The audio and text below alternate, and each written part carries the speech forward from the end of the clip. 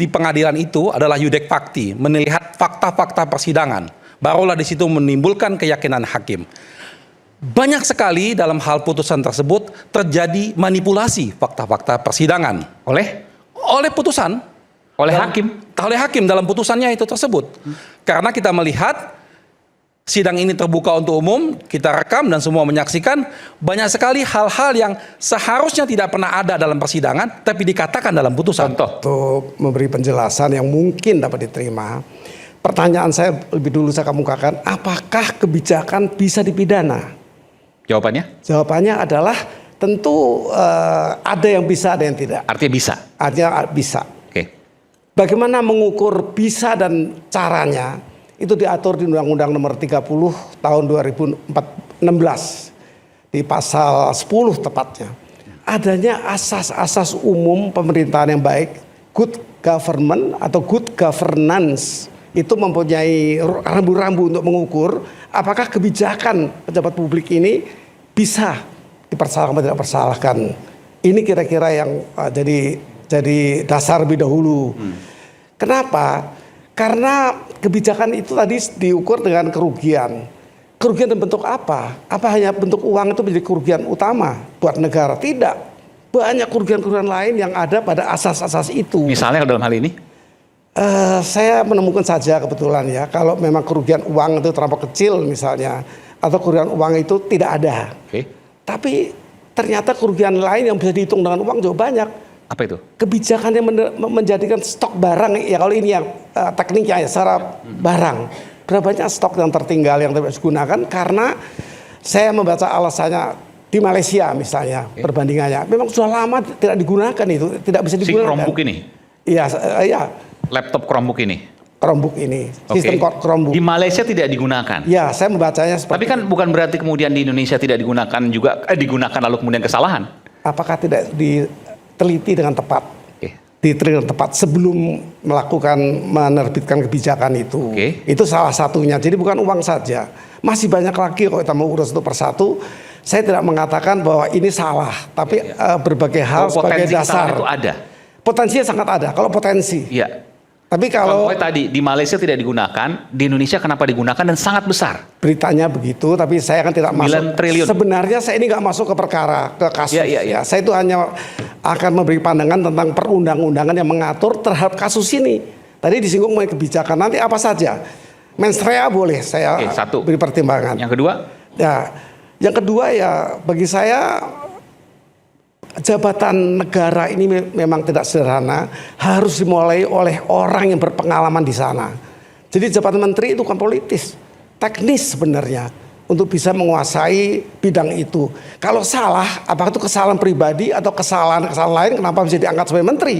Ya itu kan juga satu pertimbangan lain dari sebuah kebijakan diambil oleh orang yang tidak punya kompetensi keilmuan, misalnya pengalaman. Ini juga masih banyak lagi. Itu ada 17 itu AAUPB yang dimasukkan di sana. Saya ikut membidani undang-undang itu di Menteri PAN ketika itu. Tokoh utamanya itu seorang mantan hakim, saya lupa namanya. Tapi kira-kira itu menarik untuk dipakai sebagai ukuran. Apakah kebijakan bisa dipidana apa tidak? Bisa dan tidak. Bukan tidak selalu berkaitan. Dia punya potensi bisa. Ya. Tapi dalam hal ini Prof, saya ingin tanya. Kalau bicara soal Chromebook tadi, di mana letak celah kesalahannya yang mungkin dilakukan oleh Nadiem Makarim? Oleh karena itu saya sudah memastikan saya tidak membahas kasus. Saya membahas hukumnya. Potensi saya katakan. Hukumnya untuk bisa menjawab pikiran-pikiran yang sudah sangat dinamis di masyarakat. Itu saja. Jadi nanti kalau ada yang lain berkaitan dengan ini, ada 4 paling tidak. Bagaimana ada orang yang lari? Orang yang lari ini Yuristan, ya DPO. Ini kan juga salah satu kekurangan dari bagaimana pembuktian nanti melengkapi yang sesuai. Itu membentuk keyakinan hakim bahwa ada hal yang ya tentu DPO ini hilang atau dihilangkan. Ganjil di sini. Kita mengalami banyak kasus seperti ini. Nah artinya orang itu sulit diminta keterangan dan gagal untuk dimintakan keterangan karena orang penting sekali, orang sangat penting bagi pandangan saya untuk mengukur perkara. Pak Jasman, Anda punya pendapat bahwa tadi dikatakan oleh Bung Agung, tidak ada celah sedikit pun untuk bisa menyalahkan Nadiem. Anda sepakat dengan itu? Ya, Dalam kasus pengadaan laptop. ya silakan aja berpendapat seperti itu. Tapi jaksa yang melakukan penyidikan dalam kasus itu telah berkeyakinan telah terjadi kesalahan, maka dilimpahkan ke pengadilan dan kemudian hakim pun sependapat sehingga dijatuhi hukuman. Jadi kalau orang berpendapat A atau B itu boleh-boleh saja. Makanya sebenarnya harapan kita pada para petinggi atau para ilmuwan, marilah kita mengedukasi masyarakat.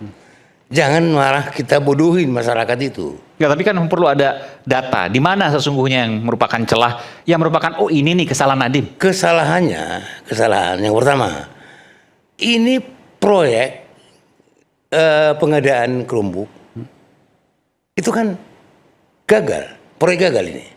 Proyek gagal. Proyek gagal. Kenapa gagal? Ya kebetulan tempatnya pun ini kan ada namanya 3T ya. Daerah 3T, 3T, ya. terluar, Ya, terluar. Nah, Ya. itu tidak bisa digunakan ini barang ini di daerah Papua sana.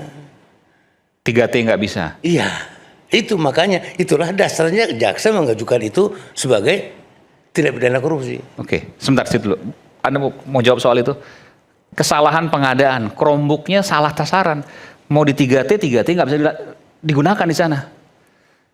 Itu kurang tepat. Karena pada fakta persidangan kami menghadirkan guru-guru yang dari Papua mengatakan bisa dipakai.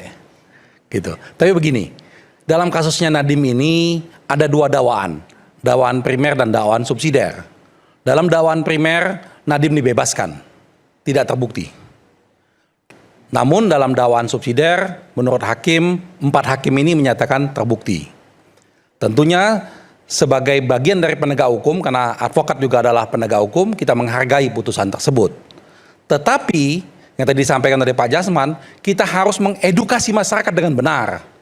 Dan itu kewajiban moral kita sebagai bagian dari penegak hukum. Bahwa putusan-putusan yang tidak profesional, yang memang menyalahi prosedural, harus kita kritisi. Karena kalau tidak, akan tercipta ketidakpastian hukum. Kita ingat bahwa kepastian hukum itu merupakan hal yang fundamental buat negara kita ini sebagai negara hukum. Karena kepastian hukum inilah yang mendatangkan investor ke Indonesia. Kalau tidak ada kepastian hukum, para investor akan takut untuk masuk ke Indonesia. Oleh karena itu, kami dalam kasus ini sudah menyatakan banding dan tadi kami sudah resmi memasukkan banding. Sedangkan untuk penyalahan gunaan perilaku hakim, penyalahgunaan perilakunya hakim, kami sudah melaporkan ini ke Komisi Yudisial secara resmi.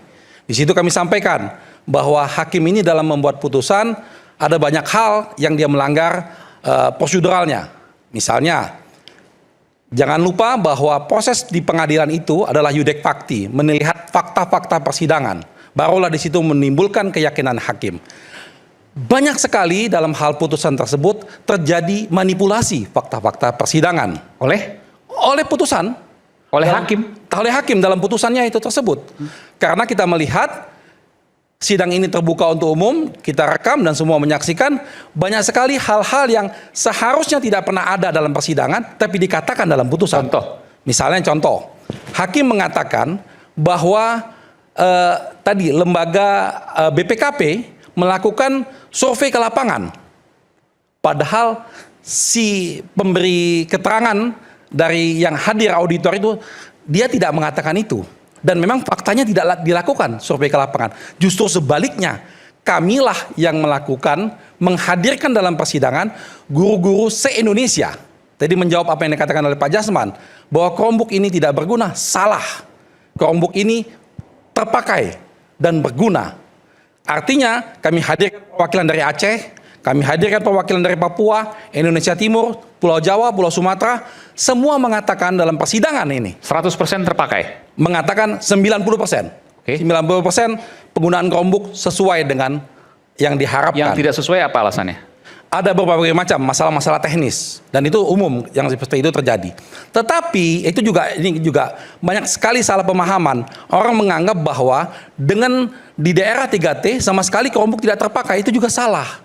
Karena untuk di daerah 3T sudah ada Chromebook yang tidak perlu menggunakan internet. Dimasukkan program-program di sana dan program-program itu dipakai. Itulah kemarin kami dalam persidangan, ini fakta lagi persidangan, salah satu guru dari Papua mendemonstrasikan penggunaan Chromebook tanpa internet. Artinya Chromebook itu dapat digunakan. Nah, jadi hal-hal inilah yang kira-kira menjadi perhatian kita, bahwa saat ini kami sudah melakukan banding, tapi kami juga melakukan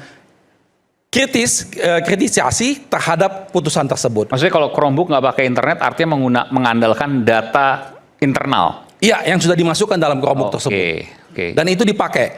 Dan sampai mungkin kalau kita bisa melihat rekaman-rekaman persidangan, ada beberapa guru yang sampai bahkan menjelaskan secara detail di persidangan bagaimana sekolah mereka jauh lebih maju setelah adanya Chromebook tersebut. Inilah hal-hal yang sama sekali diabaikan oleh putusan oleh majelis hakim, tidak dimasukkan dalam pertimbangan. Itu yang kita sesalkan, kenapa hal-hal ini tidak dipertimbangkan sehingga dikatakan bahwa seakan-akan tidak berguna. Oke, baik.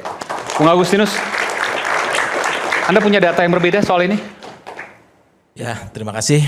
Pertama saya mau katakan bahwa kita pertama harus menghormati. Saya pribadi menghormati pembelaan dari kuasa hukum, menghormati kesediaan keluarga dan sebagainya.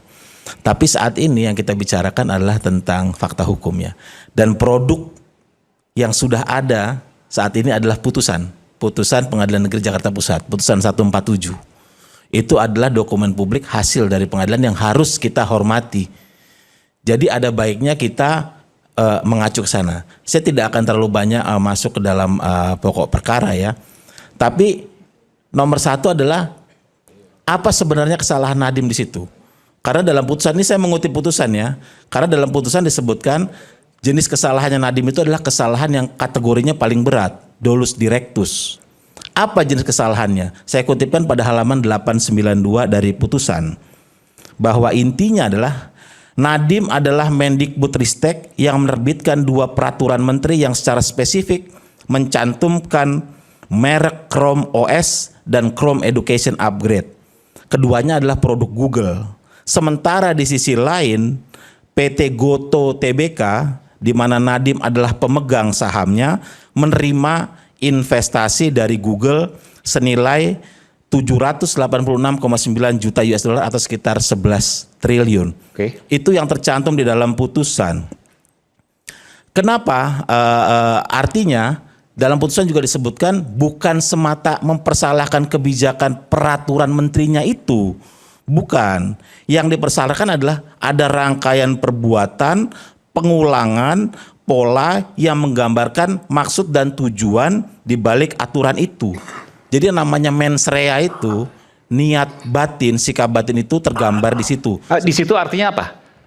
Bahwa ada investasi capital flow yang menguntungkan pengulangan perbuatan itu maksudnya dari rangkaian misalnya pengangkatan juristan yang staf khusus yang dianggap melanggar peraturan menteri tentang dia tidak boleh dia kan harusnya staf khusus itu hanya sebagai memberikan konsultasi ya, memberikan rekomendasi tapi tidak boleh masuk ke dalam teknis.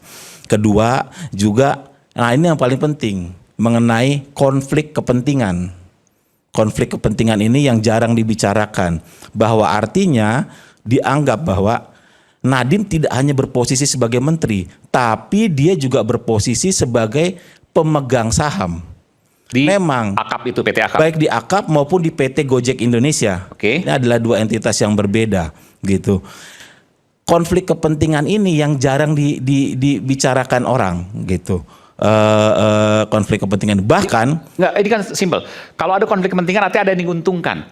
Ada. Perusahaan milik Nadiem diuntungkan dari ini. Iya, jadi begini, ini kan sering dinarasikan begini. Dinarasikan bahwa tidak ada aliran dana ke pribadi Nadiem. Ya. Memang betul. Faktanya memang tidak ada aliran dana pribadi ke Nadiem, tapi ingat, dalam unsur pasal 3 menguntungkan diri sendiri atau orang lain atau korporasi. Nah, yang dikenakan kepada Nadiem ini adalah menguntungkan korporasi. Setiap orang yang dengan tujuan menguntungkan diri sendiri atau orang lain atau korporasi. Di mana menguntungkan korporasi di sini? Penerimaan investasi dari Google ke PT Akap, kemudian ke PT Gojek Indonesia. Yang kaitannya disebut oleh hakim sebagai rangkaian konsolidasi menjelang IPO. Itu yang ada di dalam putusannya. Iya, iya. Cuma ini terkesan memang kita tidak bisa memahami secara mudah. 11 triliun masuk ke perusahaan yang terafiliasi dengan Nadiem. Iya, Kurang lebih itu. seperti itu. Ada yang mau jawab? Silakan Bung Agus. Jadi 11 triliun. nggak begitu. Jadi Goto ini masuk ke Google ini masuk ke Akap tuh dari tahun 2017. 2017 tuh sudah masuk. Kemudian masuk lagi tahun 2019 pada bulan Oktober ya kalau nggak salah ya. Oktober ya. Tahun 2000. 2000. Saya ngelihat anunya. Jadi Tahunnya, mungkin tahunnya aja. tahun-tahunnya. Jadi kalau nggak salah 2020 seperti itu. Dengan kata Tapi lain. udah lama lah Google Ya, ini jadi dia masuk. tuh ada 3 kali masuk. Jadi Oke. 3 kali masuk. Saya nggak lihat datanya, saya nggak bawa datanya. Tetapi harus digambarkan bahwasanya berapa sih sebenarnya sahamnya Nadiem di PT Akap ini. Kalau Dia dikatakan mengambilkan menguntungkan, oke. Saham Nadiem itu 3,46% Bapak Pak. 3,46%. Kalau ditambah dengan saham Google, itu angkanya tuh 6%. Saham itu tidak menyebabkan baik Nadiem maupun Google, baik secara sendiri-sendiri maupun secara bersama-sama bisa kemudian merubah aksi korporasi. Ingat bahwasanya keuntungan itu tidak didapat ketika saham itu masuk. Itu nggak ada keuntungan. Keuntungan kan ada Pak, definisinya. Makanya ada laporan laba dan rugi. Setelah kemudian sebuah perusahaan beroperasi, ada laba dan rugi. Nah ini orang masuk modal itu belum ada keuntungannya. Oke, Mana ada keuntungannya? 11 triliun belum ada keuntungannya, baru masuk. 11 triliun nggak ada. 804 miliar. 11 triliun, silakan Denmar. Sebenarnya ceritanya begini, ini cerita besarnya adalah tentang bisnis startup yang ujung-ujungnya adalah profit melalui exit di IPO pada tahun 2022. Jadi ingat ya, jadi kita harus lihat, jadi ujung follow the money. Uangnya itu adanya di IPO. Ketika Goto IPO, dia berhasil menghimpun dana 15,8 triliun. Valuasi Goto saat itu 400 triliun. Jadi Akap itu berdiri 2015, dalam waktu 7 tahun 2022 sudah 400 triliun. Oke. BCA, BRI dan sebagai perusahaan gede butuh puluhan tahun untuk itu. Jadi cerita besarnya itu tentang itu. Selama rangkaian itu 2015 sampai 2022 terjadi apa yang namanya valuasi. Peningkatan valuasi, investor ini masuk, investor ini masuk, investor ini masuk. Nah, itu sebetulnya hal yang tidak apa-apa, praktik yang lazim dalam suatu bisnis. Aksi korporasi lah, oke. Masalahnya selama dalam rangkaian itu ada instrumen negara yang dipakai. Posisi Nadiem sebagai menteri penyelenggara negara di situ persoalannya. Ini bukan swasta. Jadi valuasi perusahaan milik Nadiem meningkat sangat signifikan, bahkan perusahaan tadi yang sebutkan tadi nggak bisa seperti itu Aiman, puluhan tahun. apa hubungannya sama pengadaan harga laptop?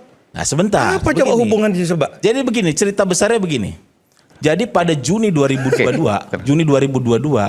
pernah saya diundang sebagai narasumber di Panja Komisi 6 DPR yang membahas investasi Telkomsel di Goto sebesar 6,4 triliun. Saat itu terungkap. Jadi sebetulnya sebelum kasus Chromebook ini, saya soroti kasus Goto. Saat itu terungkap bahwa salah satu alasan Telkomsel masuk ke dalam Goto adalah karena dia melihat ada Google di sana. Ya. Google. Ya, Google masuknya lebih dulu, makanya Telkomsel masuk 6,4 triliun. Nah, mengenai Chromebook ini persoalannya adalah konflik kepentingan tadi, tujuannya adalah menciptakan relasi bisnis strategis antara Goto TBK, Goto ya, perusahaannya Nadiem, dan Google sebagai investor. Nah, valuasi itu terbentuk adalah melalui aksi korporasi. Karena Google masuk, valuasi naik. Naik. Dan kenapa Google masuk? Karena Nadiem menjabat sebagai Mendik. Itu yang disebut oleh hakim Mendikbud sebagai Ristek ada Dikti. korelasi temporal dan substansial. ada kaitan antara kronologi masuknya investasi Google dengan perbuatan Nadiem yang ujungnya adalah peraturan menteri yang mengunci spesifikasi Chromebook itu. Oke, jadi gini, ini saya koreksi kalau saya salah. Ini saya buat lebih simpel, lebih sederhana. Jadi valuasi nilai perusahaan milik Nadiem, Goto, Akap ya aplikasi karya anak bangsa itu naik karena ada Google masuk di sana. Kenapa Google masuk di sana? Karena Nadiem jadi menteri menggunakan jasa Google lewat Chromebook itu. Ya itu yang disebut ada korelasi temporal Saya pikir dan itu substansial. Salah ya, salah berpikirnya gini. Jadi ini cara berpikirnya yang di dalam dakwaan di copy paste oleh hakim sehingga dikutip tadi. Seperti itu. Di mana salahnya? Jadi begini. Google itu sudah lama sebagai pemegang saham di PT Akap ini. Ya, sudah lama. Mereka sejak dari 2017, lalu 2020 dan terakhir baru 2021. Ya. Ya. Nadiem ketika dia menjadi menteri, dia mengundurkan diri dari semua jabatannya di sana. Dia melepaskan diri. Ini sebelum Google menambah apa sahamnya. Nadiem sudah mengundurkan diri di sana. Ya. Lalu Nadiem itu hanya pemegang saham yang minoritas. Karena banyak sekali pemegang saham lainnya di sana. Karena TBK juga. Ya. Inilah yang sebetulnya menjadi benang yang terputus. Jadi seakan-akan ini akan asumsi momentum Nadiem setelah jadi menteri, lalu tidak lama setelah itu Google menambah sahamnya di sana, seakan-akan ada kepentingan di sana. Itu yang dimaksudkan itu. Nadiem itu ketika melepaskan semua kepentingan pada waktu jadi menteri, apakah sahamnya masih ada di sana?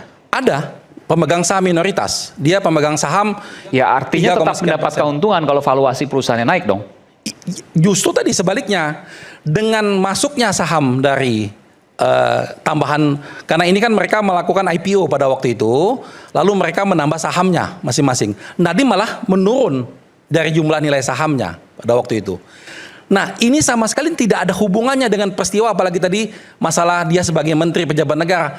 Proses aksi korporasi ini tidak ada hubungan sama sekali dengan ini. Makanya ketika hal ini ditanyakan kepada Google, kan gini ya, ini kan Nadiem didakwa menguntungkan kepentingan Google. Tapi pada faktanya Google tidak pernah diperiksa oleh penyidik. Ya, jangankan dijadikan tersangka, diperiksa pun tidak. Sampai akhir persidangan tidak ada. Pertanyaan sederhana, ketika valuasi perusahaan Nadiem yang sementara dilepaskan itu naik, apakah Nadiem mendapatkan keuntungan? Sama sekali tidak. Tapi kan masih ada saham di sana. Iya betul, sampai sekarang dia masih ada saham di sana. Artinya kalau valuasi karena pada waktu naik, IPO, ya pada waktu valuasi IPO, perusahaan naik, artinya dia mendapat keuntungan. Dong? Betul, nilainya itu menjadi naik pada waktu itu pas IPO, cuman di atas kertas. Setelah itu sekarang ini turun lagi. Sekarang turun lagi. Jadi ada tidak aturan pemegang saham itu tidak boleh jual pada saat IPO. Dia harus nunggu minimal 8 bulan. Setelah lewat 8 bulan sahamnya sudah jatuh lagi. Jadi begini, jadi pada saat kemudian jatuh lagi dibandingkan dengan pada saat dia naik. Jatuh Tapi ketika tadi sebutkan dibandingkan pada saat 2015, Anda mau mengatakan itu? Pak, ini sudah sebentar. jatuh lagi. Ya, sekarang gini. Pertama kasusnya ini kan kasus pengadaan laptop. Ya. Kasus pengadaan laptop tuh disebut ada kerugian negara. Kerugian negaranya tidak ada. Proses pengadaannya tidak bermasalah.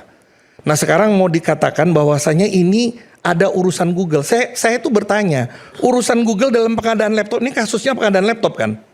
Kalau urusan itu nanti masalah Goto itu kan kasus yang berbeda. Ya. Apakah kemudian Telkom kemudian melihat adanya Goto atau tidak? Kita akan bicara hal-hal yang berbeda. Sekarang kasusnya itu kita batasi dulu karena pengadaan laptop ini kan pengadaan laptop ya. Pengadaan laptop ini kan pakai LHA. Pakai laporan hasil audit kerugian negara yang membuktikan ada atau tidak kerugian negara, yang membuktikan ada atau tidak perbuatan melawan hukum. Yang itu tidak terjadi, kerugian negaranya nggak ada, perbuatan melawan hukumnya dalam fakta persidangan tidak disidangkan. Sebentar. Jadi nggak ada urusan sama valuasi. Itu kita bicara yang lain.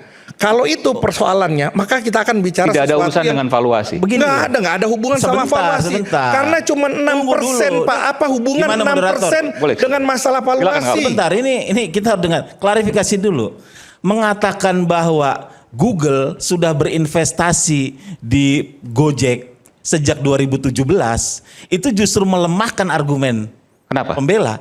Karena itu menunjukkan, jadi ketika Nadiem menjabat sebagai menteri dan menerbitkan peraturan menteri yang mengunci Chrome OS tadi, itu menunjukkan bahwa dia membuat kebijakan jelas-jelas yang menguntungkan mitra bisnisnya sendiri. Nah, ini harus diluruskan, masalah mengunci. Tidak ada yang betul mengunci.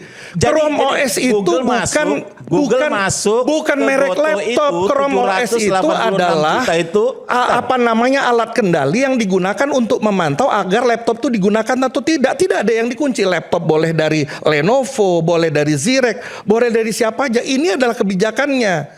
Kalau tidak ada itu bagaimana caranya memantau itu digunakan atau tidak digunakan? Chrome OS dan Chrome Update Education itu adalah produk Google. Tercantum, disebutkan di dalam peraturan menteri itu, 2 peraturan menteri loh. Dua peraturan menteri loh yang diterbitkan oleh Nadiem, disebutkan 7 kali Chrome itu. Apa itu bukan merek? Ini yang disebut mengunci spesifik. Enggak, kalau masalah mengunci itu begini, sama dengan kita ngomong Microsoft. Salah, bukan merek itu. Jadi Google tidak mengeluarkan laptop, itu salah lagi. Jadi gini ya, kalau fakta, kita tidak boleh bohongi fakta bahwa 2017 memang benar Google sudah investasi di sana. Ya, itu tidak bisa kita asumsi-asumsikan karena ini fakta, ada tercatat di sana. Yang menunjukkan ini adalah kausalitasnya. Apakah dengan Google ada di sana, lalu ada kepentingan di sana? Menguntungkan perusahaan Nadiem gitu ya. Kalau begini, kalau Google diuntungkan dengan proses tadi Chromebook, ya semua pihak yang ikut dalam kegiatan di pemerintah pasti harus ada untung dong. Masa mereka nggak untung? Masalahnya keuntungannya ini keuntungan yang wajar tidak? Prosesnya benar tidak? Kan begitu. Nah, semua proses ini sederhana sebetulnya. Pada waktu itu terjadi kajian teknis dari bawah. Pilihannya 2. Setelah sekian banyak dilakukan kajian, pilihannya 2. Memilih Chrome OS atau memilih Windows pada waktu itu. Lalu Nadiem diusulkan oleh bawahnya bahwa kalau menggunakan Chrome OS jauh lebih hemat. Kalau dihitung-hitung menghemat sampai 3,6 triliun. Karena satu sekolah itu bisa sampai 50 juta. Chrome OS dari Google nih ya? Ya, dalam hal ini Google. Sehingga Nadiem memutuskan, go ahead, ambil yang murah. Bagaimana orang memutuskan produk yang lebih murah malah disalahkan. Bayangkan kalau dia memutuskan pada waktu itu justru yang mahal. Ini yang menjadi kekacauan di sini. Kalau pada waktu itu momentumnya pada waktu itu berdekatan, itu hanya asumsi yang sama sekali di persidangan nggak ada buktinya, sama sekali nggak ada. Satu hal lagi. Dan masalahnya banyak sekali pihak-pihak dalam hal ini proses ini tidak memahami tentang aksi korporasi, tentang saham, tentang investasi, sehingga nggak nyambung ngomongnya itu. Anda mau mengatakan Pak Agustinus nggak paham soal itu? Ada satu hal lagi, Pari. Satu hal lagi, soal kunci mengunci itu kalau kemudian dia diistilahkan mengunci Chrome, peraturan menteri sebelumnya mengunci Windows. Jadi aspek mengunci yang namanya aplikasi itu nggak jadi perbuatan melawan hukumnya. Sebelumnya Windows dikunci, tetapi aplikasi. Sekali lagi aplikasi, bukan laptopnya. Laptopnya terbuka. Itu karena yang buka yang namanya operating system Windows, ya cuman Windows. Yang bikin yang namanya operating system OS, ya cuman Chrome. Kenapa pakai itu? Karena ada pemantaunya. Itu yang dibutuhkan gitu loh. Bukan untuk mengunci. Sebenarnya itu tidak masalah. Karena apa? Karena tidak berdampak terhadap harga laptopnya. Nggak ada dampaknya. Jadi kalau dikatakan Chrome OS itu merek, itu bahaya. Silakan. Begini loh. Ini ada pernyataan yang perlu kita klarifikasi nih dari Pak Budi Sampurna gini. Bahwa katanya ketika Google masuk dan Nadiem terdilusi, itu justru membuat Nadiem itu rugi. Kan katanya seperti itu. Tidak benar seperti itu. Ada arus masuk, uang masuk, capital masuk, modal masuk, Nadiem jadi rugi. Mari kita lihat bagaimana uang 809 miliar itu masuk ke ekosistem perusahaan Nadiem. Ini yang akhirnya dijadikan uang pengganti ya? Iya. Bagaimana ada uang 809 miliar yang masuk ke dalam? Iya. PT Gojek Indonesia. Jadi dari PT AKAP, Aplikasi Karya Anak Bangsa. Apa kaitan dengan Google? Jadi pada tanggal 13 Oktober 2021 itu Apa itu dari Google tuh? Sebentar, pada tanggal 13 kita jelaskan ini selepas jeda. Isu hangat kadang bikin penat, apalagi kalau tidak bisa mencerna dengan cermat. Jangan lupa secangkir kopi yang hangat dan nikmat untuk menemani kebersamaan dalam program Rakyat Bersuara. Saya Aiman Wicaksono, segera kembali. Tetaplah bersama kami di Rakyat Bersuara.